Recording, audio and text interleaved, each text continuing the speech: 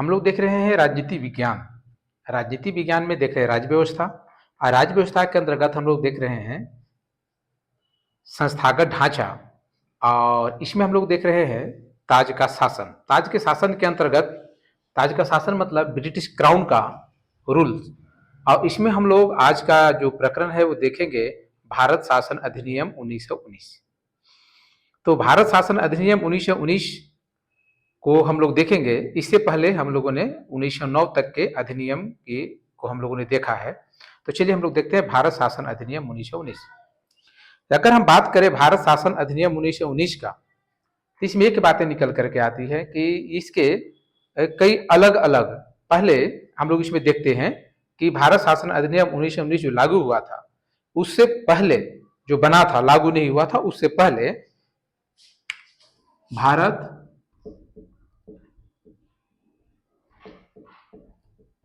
शासन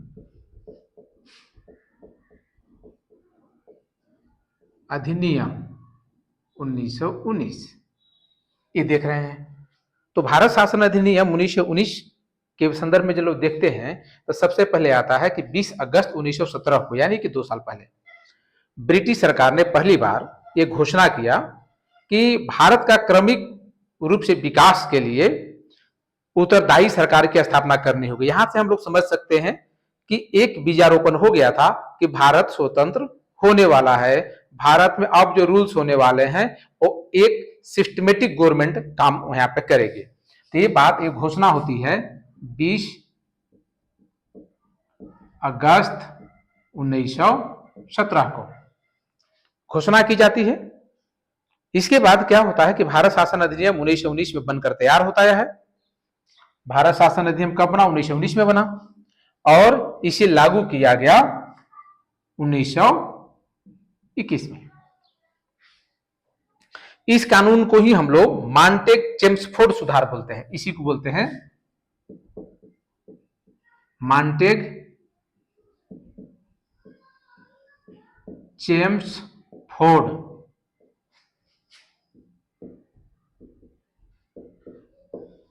मांटेक चेम्सफोर्ड सुधार जिसे हम बोलते हैं, आखिर में इसका नाम पड़ा कैसे? तो मांटेक चेम्सफोर्ड सुधार की जैसे ही हम बात करेंगे तो इसमें जो बातें निकल करके आती हैं कि उस समय भारत के सचिव, जो पिछले क्लास में हमने आपको बताया था, भारत के राज्य सचिव। भारत के राज्य सचिव कौन होते थे? भारत के राज्य सचिव होते थे ब्रिटिश कैबिनेट के एक सदस्य, जो उसके भारत के राज्य सचिव नियुक्त किए जाते थे। तो उस समय मांटेक जो थे भारत के राज्य सचिव थे, मांटेक। और चेम्सफोर्ड जो थे उस समय के भारत में वायसराय थे, वायसराय। कौन थे? चेम्सफोर्ड। तो ये जो अधिनियम बना था इसमें दोनों की भूमिका थी, इसलिए इस सुधार को कहा जाता है मांटेक चेम्सफोर्ड सुधार।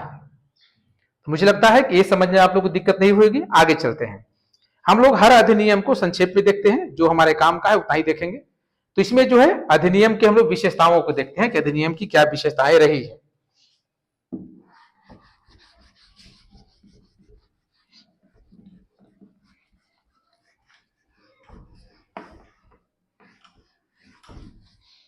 इसी क्या विशेषता रही वो देखते हैं।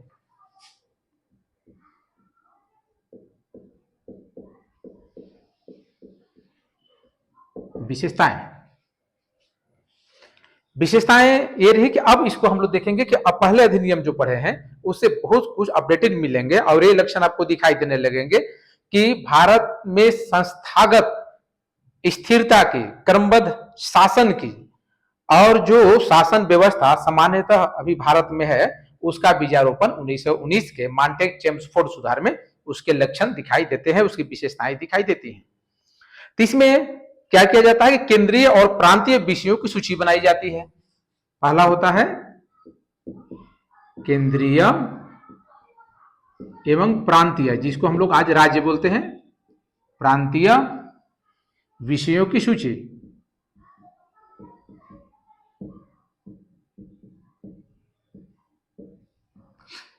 हम लोग आज इसको क्या बोलते हैं, संघ एवं राज्य विषयों की सूची, मतलब संघ के अधीन जो विषय हैं और राज्य के अधीन जो विषय हैं, और एक और विषय क्या है जो संघ राज्य दोनों के अधीन विषय हैं। तो ऐसे विषयों की प्रारंभ यहां से ऐसे विषयों कर दिया गया था।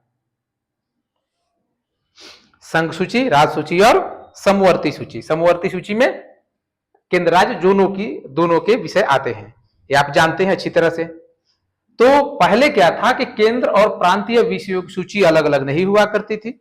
ये सूची जो एक ही थी, जिसमें केंद्र और राज्य, जो केंद्र ही शासन करता था और राज्यों पे वो लागू हो जाता था। लेकिन हुआ कि नहीं, केंद्र का अलग सूचियां होनी चाहिए, इसके कार्य क्षेत्र अलग होना चाहिए, इसके विषय नियंत्रण अधिकार अलग होने चाहिए, और राज्य के कानून बनाने के नियम विशेषाधिकार सब अलग होने चाहिए। तो इसको क्या किया गया, अलग अलग किया गया, सूची पृथक की गई, अलग अलग की गई।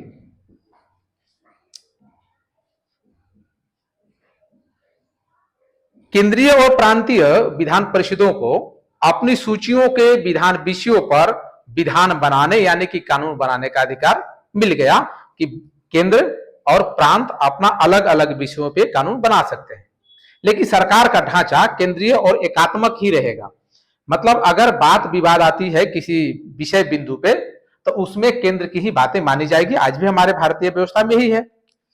दूसरा है कि इसने जो भारत शासन अधिनियम 1919 है, प्रांतीय विषयों को पूरा दो भागों में बांटा गया। जो प्रांतीय विषय थे, प्रांतीय विषयों को पुनः दो भागों में बांटा गया। तो दो भाग कौन कौन हुए?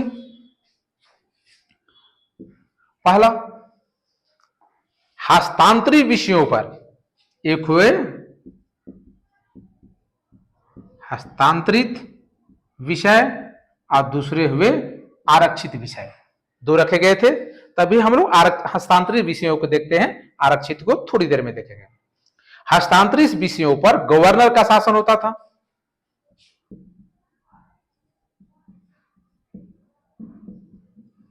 गवर्नर का शासन दोनों पे खैर होता है, लेकिन हस्तांतरित विषय गवर्नर का शासन होता था, और इस कार्य में वह उन मंत्रियों की सहायता लेता था, उन मंत्री की सहायता लेता था जो विधान परिषद के प्रति उत्तरदायी थे। मंत्री जो विधान परिषद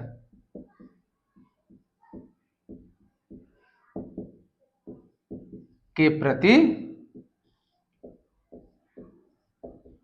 उत्तरदायी थे, गवर्नर इनकी सहायता लेता था। किसमें? हस्तांतरित विषयों में। अब दूसरा हुआ आरक्षित विषय।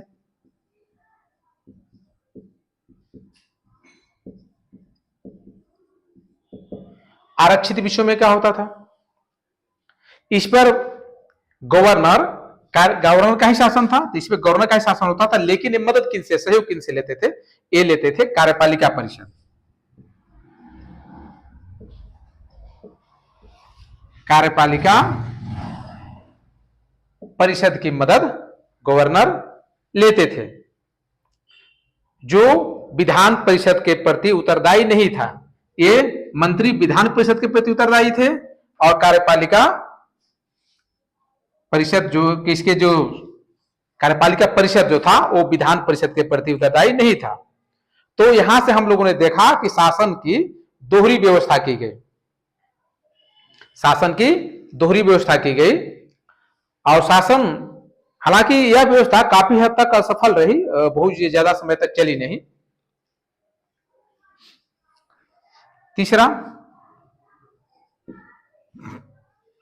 इस अधिनियम ने पहली बार देश में द्विसदनीय व्यवस्था की। द्विसदनीय व्यवस्था आप लोग जानते हैं, हमारे यहां आज भी द्विसदनीय व्यवस्था है, लोकसभा और राज्यसभा। दो सदनीय व्यवस्था हमारे पास है, जिसमें एक उच्च सदन कहा जाता है, एक निम्न सदन का। राज्यसभा उच्च सदन है और लोकसभा निम्न सदन है। तो द्विसदनीय व्यवस्था की गई। इसीलिए मैं कह रहा था कि यहां से भारतीय शासन व्यवस्था की नई क्रम हम लोग देखते हैं, द्विसदनीय व्यवस्था, जिसमें लोकसभा एवं राज्यसभा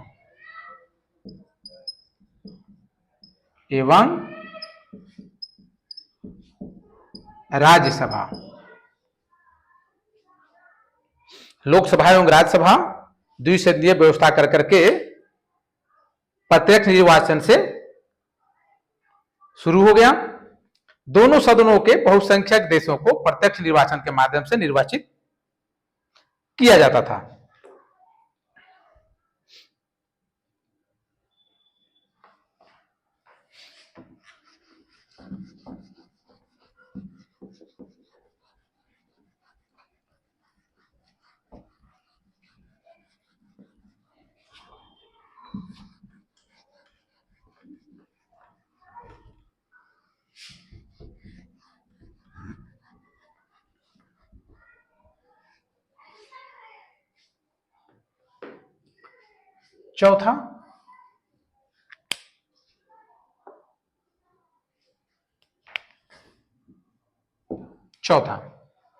चौथा में वायसराय की कार्यकारी परिषद के 6 सदस्यों में से 3 सदस्य भारतीय होंगे, ऐसी व्यवस्था की गई। जो वायसराय हैं उनके जो कार्यकारी परिषद है,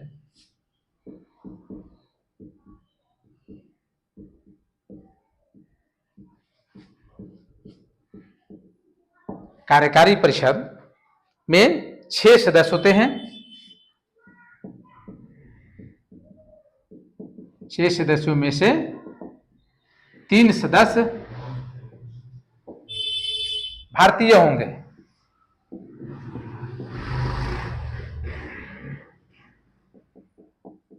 ये बातें आई, लेकिन कमांडर इन चीफ को छोड़कर।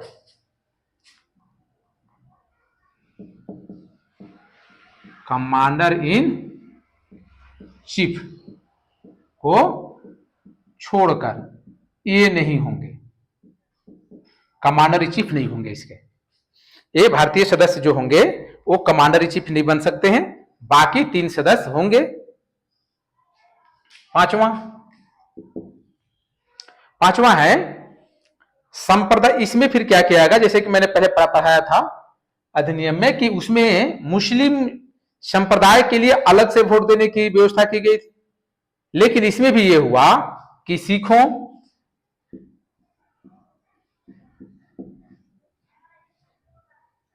भारतीय ईसाइयों,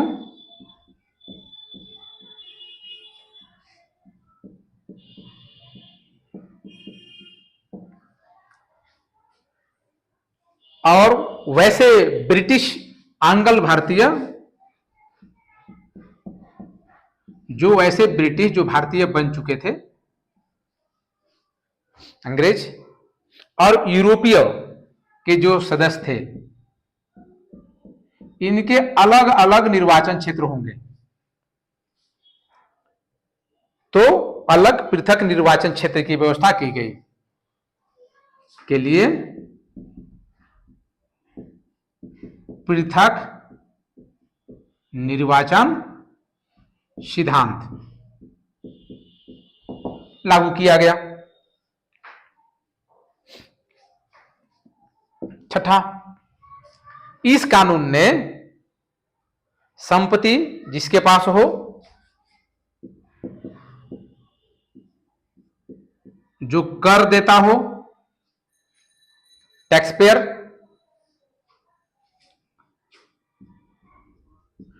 शिक्षा व्यवस्था से, यानी शिक्षा के आधार पर मताधिकार प्रदान करने की व्यवस्था की गई।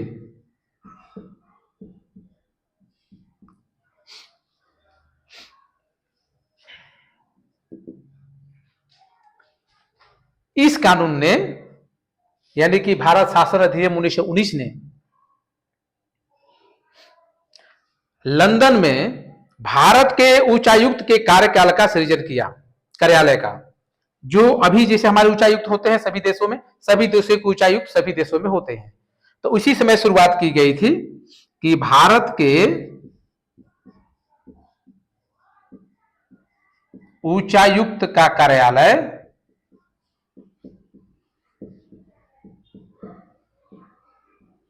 लंदन में होगा। इसलिए मैं कह रहा था कि इसमें आप 1919 पढ़ेंगे तो आपको सारा कुछ लगेगा कि स्वतंत्र भारत में जो कुछ भी हुआ है वो सभी चीजें शुरुआत की गई थी, कुछ ही चीजों को छोड़ करके जो अलग अलग की बात हो गई थी, लेकिन प्रयास किया गया कि सब सिस्टमेटिक हो जाए। इसके लक्षण जो है 1919 के भारत शासन अधिनियम में दिखाई देने लगते हैं।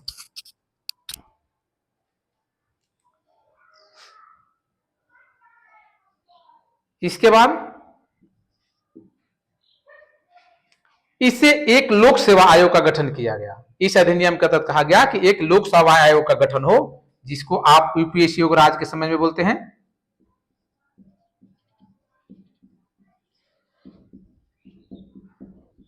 लोक सेवा आयोग का गठन हुआ। कब किया गया? 1926 में। इससे फायदा हुआ कि लोक सेवा आयोग अब सिविल सेवकों की भर्ती जो है वो की जाने लगी।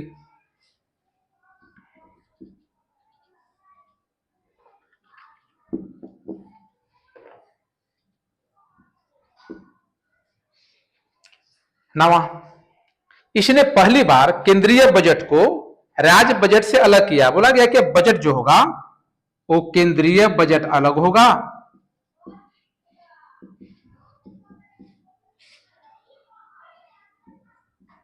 एवं राज्य बजट दोनों पृथक पृथक होंगे, अलग अलग होंगे। दोनों अपना अपना बनाएंगे, अलग अलग बजट होगा, क्योंकि विषय अलग अलग हैं। इसी में बात की गई थी शुरुआत में, प्रथम में, कि विषयों को अलग अलग किया गया। केंद्रीय विषय अलग हो गए, राज्य के प्रांतीय विषय अलग हो गए, तो दोनों के बजट भी अलग अलग होंगे, क्योंकि दोनों को पैसे खर्च करने होंगे अपने अपने विषयों के ऊपर, कार्य अधिकार के ऊपर। इसके बाद इसमें जो 10वां जो किया गया, 10th, क्योंकि जगह एक बार मिटा देंगे इसलिए 10वां में यहां लिख दे रहा हूं। एक वैधानिक आयोग का गठन किया गया। इसके द्वारा एक वैधानिक आयोग का गठन किया गया। कौन आयोग? साइमन आयोग।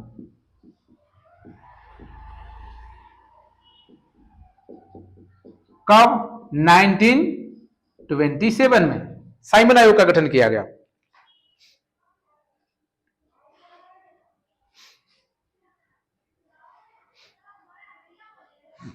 साइमन आयोग का गठन किया गया।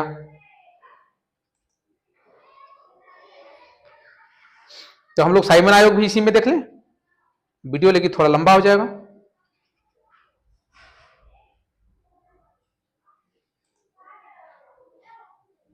हाँ, देख लेते हैं। जब बात आ ही गई है, टॉपिक इसी का है, तो इसी में देख लेते हैं।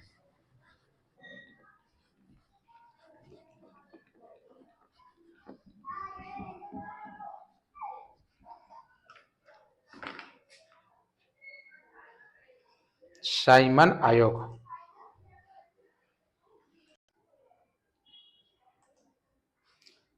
तो जो बात आई थी, जैसे 10वां पॉइंट हम लोग देखा था कि उसमें कहा गया कि एक आयोग का गठन होगा, और वह आयोग जो है, यह जो भारत शासन अधिनियम 1919 है, इसके 10 वर्ष के बाद जांच करेगी 10 वर्ष में क्या काम किए गए। तो भारत शासन आयोग जो था वो कब बना था? भारत शासन आयोग 1919 में, साइमन आयोग 1927 में। अब यहां पे जो बातें निकल करके आ रही हैं वो आपको समझ में आएगा कि बात जब 1919 की थी और कही गई थी कि 10 साल के कार्य की जांच की जाएगी, और वह आयोग 10 साल के भारत शासन अधिनियम के कार्यों की जांच करके रिपोर्ट प्रस्तुत करेगा, तो उसके लिए आयोग बनाया गया साइमन आयोग, जो उस पर निगाह रखेगा। लेकिन बात जो है जब 19 की आई, तो अगर 10 साल बाद की बात करेंगे तो 1929 आना चाहिए था।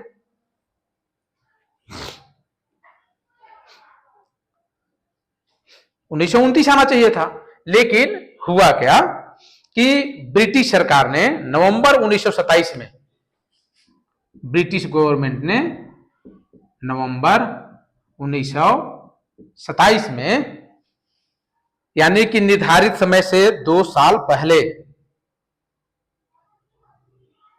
नए संविधान में भारत की स्थिति का पता लगाने के लिए सर जॉन साइमन के नेतृत्व में 7 सदस्यीय, तो क्या किस लिए 2 वर्ष पूर्व क्या किया गया कि नए संविधान में, जो वहां का नया संविधान था, उसमें भारत की स्थिति का पता लगाने के लिए, भारत की क्या स्थिति है, इसीलिए तो लाया गया था साइमन आयोग, पता लगाने के लिए 7 सदस्यीय सर जॉन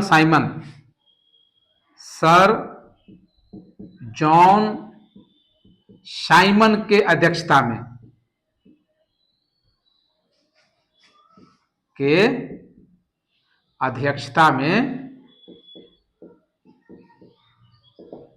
सात सदस्यीय टीम का गठन किया गया। 7 सदस्यीय टीम होगी, इसका पता लगाएगी। अब इसका पता लगाने के लिए जो किया गया था, साइमन कमीशन अपने आप में एक काफी विवादास्पद आयोग रहा है, जिसमें भारत के भी 2 वर्ग हो गए वैचारिक तरीके से। किसी ने साइमन कमीशन का समर्थन किया तो किसी ने विरोध किया, ये स्थिति आ गई थी। तो सर जॉन साइमन, इनके नेतृत्व में जब 7 सदस्यीय वैधानिक आयोग की गठन की गई थी, जो उसे जब भेजा गया, तो उसमें आयोग के सभी सदस्य जो थे वो ब्रिटिश थे, अध्ययन करना था भारत का, और उसमें जितने सदस्य थे सभी ब्रिटिश थे। इसलिए सभी दलों ने इसका बहिष्कार कर दिया कि यदि भारत में भारत शासन अधिनियम 1919 के कार्यों का जब एनालिसिस विश्लेषण करना है, उसका मूल्यांकन करना है, तो इसमें भारतीय सदस्य क्यों नहीं है। आयोग ने 1930 में 1927 में आई, उसे कार्य करने में समय लगा, और 1930 में आयोग ने अपनी रिपोर्ट पेश की तथा द्वैध शासन प्रणाली, राज्यों में सरकारों का विस्तार, किन किन चीजों पे रिपोर्ट में क्या आया देख लीजिए।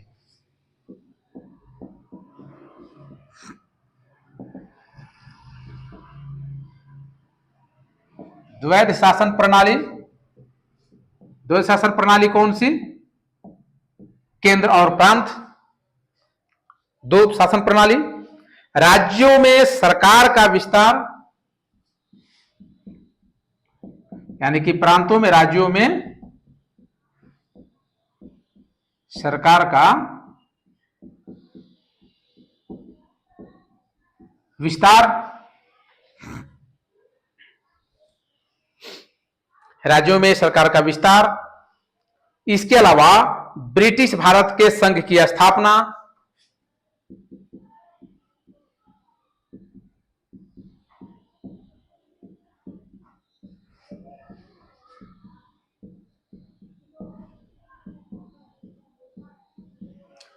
संघ की स्थापना एवं सांप्रदायिक निर्वाचन व्यवस्था को जारी रखने आदि की सिफारिश की। सांप्रदायिक निर्वाचन सिद्धांत जो बनाया गया था, निर्वाचन प्रणाली, जिसमें सिखों के लिए, मुस्लिमों के लिए, शिक्षा के लिए, ये सब के लिए अलग अलग चुनाव की व्यवस्था की गई थी। इसने कहा कि इसको और जारी रखा जाए, इसे बंद न किया जाए। साइमन कमीशन की रिपोर्ट में आया, और आयोग के जो प्रस्ताव, आयोग ने सब जो प्रस्ताव दिए, उस पर विचार करने के लिए ब्रिटिश सरकार ब्रिटिश भारत और भारतीय रियासतों के प्रतिनिधियों के साथ 3 गोलमेज सम्मेलन किए। कितने गोलमेज सम्मेलन हुए? 3।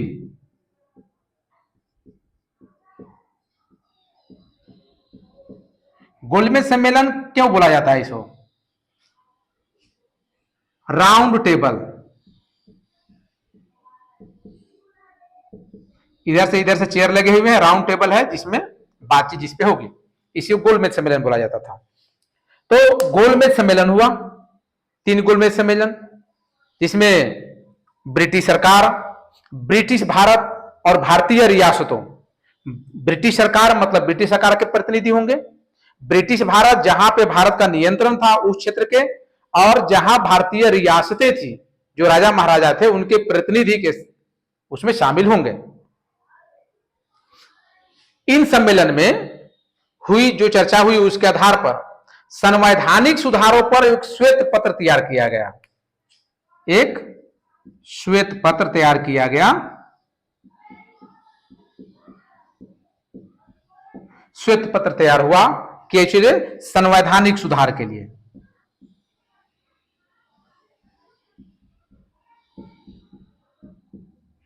संवैधानिक सुधार के लिए एक श्वेत पत्र तैयार किया गया, जिसे विचार के लिए ब्रिटिश संसद की संयुक्त प्रवर समिति के समक्ष, उनकी जो प्रवर समिति थी उसके समक्ष रखा गया।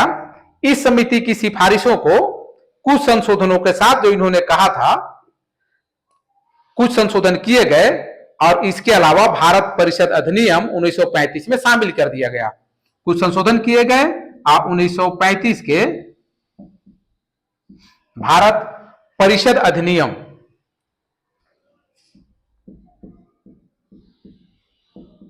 जिसको भी हम लोग आज पढ़ने वाले हैं, अलग क्लास में पढ़ेंगे, में शामिल किया गया।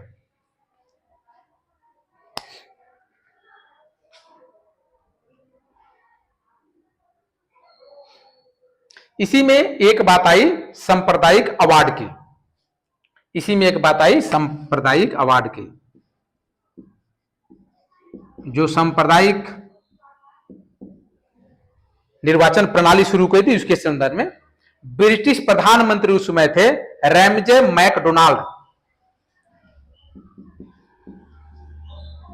ब्रिटिश प्रधानमंत्री थे रैमजे मैकडोनाल्ड।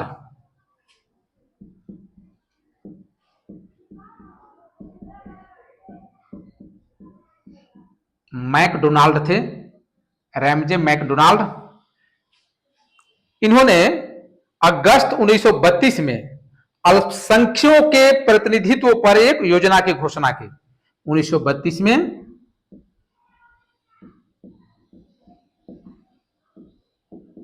अल्पसंख्यकों का एक प्रतिनिधित्व होना चाहिए, क्योंकि उनकी संख्या कम है, तो उनको डर था कि जो बहुसंख्यक है ऐसा न हो कि उनपे नियंत्रण हो जाए। इसलिए कहे कि अल्पसंख्यकों का एक प्रतिनिधि होना चाहिए जो अपने अल्पसंख्यक समूह के अधिकार और कर्तव्यों की रक्षा करेगा। तो इसके लिए कौन कौन थे हमारे यहां अल्पसंख्यक में से? कौन कौन? मुस्लिम,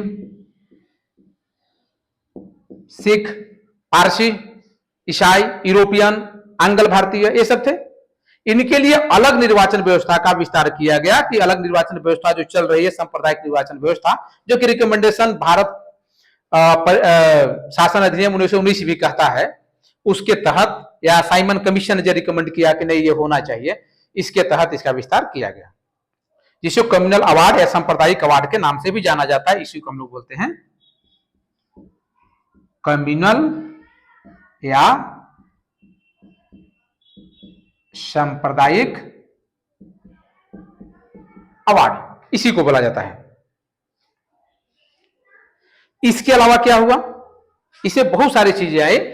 उस समय भारत की जो सामाजिक व्यवस्था थी, जो अंग्रेजों ने देखा था, ब्रिटिश गवर्नमेंट ने देखा था, वो भी एक मजबूरी रही थी ऐसा करने का, क्योंकि उन्हें लगता था, एक तो इन्होंने ही शुरुआत, ईस्ट इंडिया कंपनी ने ही शुरुआत की थी कि विवाद जो है वो आपस में रहे, भारतीय एक होकर के न रहे।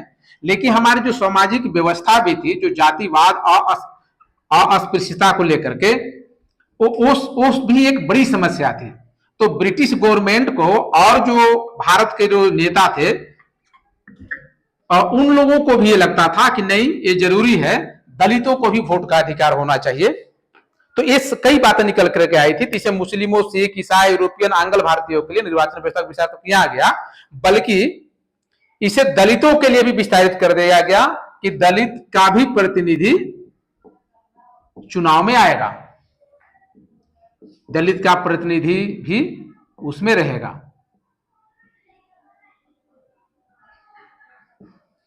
ये बातें उसमें आई। दलितों के लिए अलग निर्वाचन क्षेत्र से गांधी बहुत व्यतीत हुए। उनका कहना था कि इनके लिए अलग निर्वाचन क्षेत्र नहीं होना चाहिए, बल्कि उसी में ये निर्वाचित हो, उसी में इनको भी स्थान मिले। लेकिन उनको कहना था, जो ब्रिटिश प्रधानमंत्री थे रैमजे मैकडोनाल्ड, इन्होंने कहा कि नहीं, आपके यहाँ जो है अस्पृश्यता ज्यादा है और इतना तनाव है कि जो बड़े लोग हैं, रसूखदार लोग हैं, जो समाज में उच्च वर्ग के लोग हैं, वो उन्हें वोट देने के दौरान भी उनको नियंत्रण में कर सकते हैं, इसलिए उनका प्रतिनिधि, अपने प्रतिनिधि का चयन वो खुद करेंगे। उनकी कहने का मतलब था। लेकिन गांधी इससे काफी दुखी हुए थे और उन्होंने अवार्ड में संशोधन के लिए पूना की गांधी जी ने जो सांप्रदायिक अवार्ड था, कम्युनल अवार्ड, इसमें संशोधन के लिए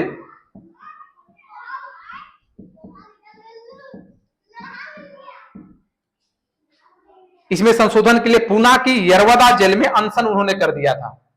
वो जेल में थे, पूना महाराष्ट्र में जो अभी है, के यरवदा जेल में अनशन कर दिए थे गांधी जी कि ऐसा नहीं होना चाहिए, उन्हें अलग ना किया जाए। बाद में कांग्रेस नेताओं और दलित नेताओं के बीच एक समझौता हुआ, जो कांग्रेस एवं दलित नेता जो थे उनके बीच एक समझौता होता है, जिसे पूना समझौता के नाम से जाना जाता है। इसी को हम लोग बोलते हैं पूना समझौता।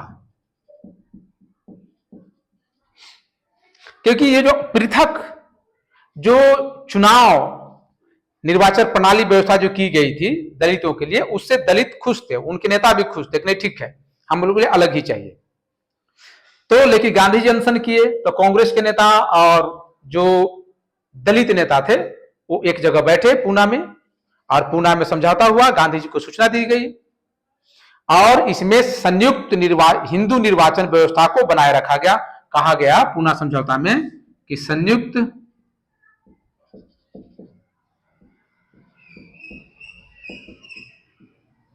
हिंदू निर्वाचन व्यवस्था रहेगी। जैसे सभी कम्युनल के लिए अलग अलग, सभी संप्रदाय के लिए अलग अलग निर्वाचन व्यवस्था है, वैसे ही संयुक्त हिंदी निर्वाचन व्यवस्था रखी जाए। क्योंकि दलित जो है वो हिंदू जो व्यवस्था है उसी में ज्यादा है, इसलिए उनको ऐसा किया गया। दलितों के लिए स्थान भी आरक्षित कर दिया गया कि इसमें इनके लिए सीट जो है वो रिजर्व रहेंगे, जैसे आज हमारे यहां रिजर्व है। लेकिन चुनाव एक साथ होगा, एक प्रणाली, एक सिस्टम से होगा। तो चलिए आज का क्लास बस इतना ही। मिलते हैं अगले क्लास में भारत शासन अधिनियम 1935 के साथ।